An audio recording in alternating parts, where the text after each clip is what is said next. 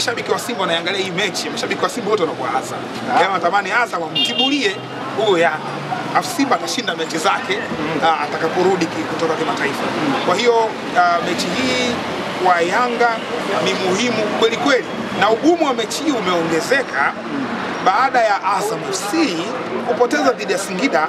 Kumemfanya kubakisha gepu la alama moja dhidi ya Singida katika nafasi ya 3, kwa sababu so far tunapozungumza Singida inahitaji alama 3 ili kujicement kwenye top 4. Yaani top 4 pengine katika raundi ijayo inaweza kapigwa mstari kwamba wanne wa juu ni hawa hapa. Umeelewa? Sasa wanne wa juu wale, kuna faida ya kumaliza nafasi ya 3. Faida ya kwanza ni fedha za Azam TV na mzigo mwingi unaopata. Faida ya pili, huenda nafasi ya 4 isimpeleke kimataifa. Umeelewa? Yaani tukamaliza nafasi ya 4 huenda senda Confederation, kwa sababu kuna timu, kwa sababu nafasi ya kwanza, ya pili na ya 3 direct wanaenda kwenye michuano ya kimataifa. Nafasi ya 4 itategemea na nani alichukua kombe la CRDB. What if kombe la CRDB akaja kuchukua Mbeya City?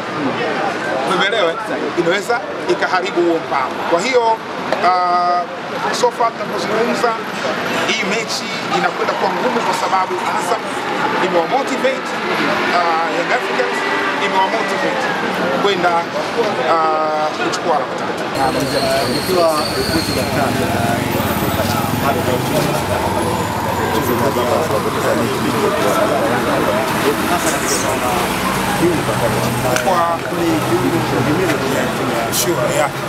Nadhani hata wenyewe Young Africans mashabiki wanajua kwamba Khalid Aucho ndo engine ya timu yao. Mchezaji ambaye anapokosekana wanakuwa katika wakati mgumu.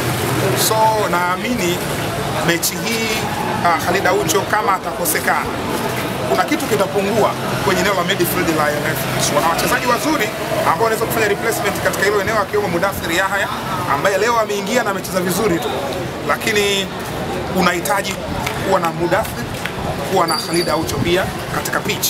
Ni wachezaji ambao wana vitu vingi wanaweza kuofa katika midfield. Khalid Aucho ana control midfield vizuri kabisa. Kwa hiyo unahitaji kuwa naye kwa experience yake, kwa utulivu wake, kwa balance pale katikati, namna ambavyo anaiweka timu kwa na balance nzuri. Kwa hiyo ni mchezaji ambaye ungetamani kuwa naye. Kuumia kwake ni pigo kama atakosekana katika huo mchezo. Caribou, Tanzania.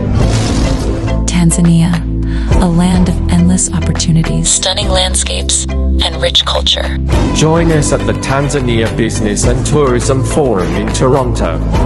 Meet investors, businesses, and tourism professionals from both Canada and Tanzania. Be inspired by the powerful story of amazing Tanzania. Filmed by President Samia Suluhu Hassan herself.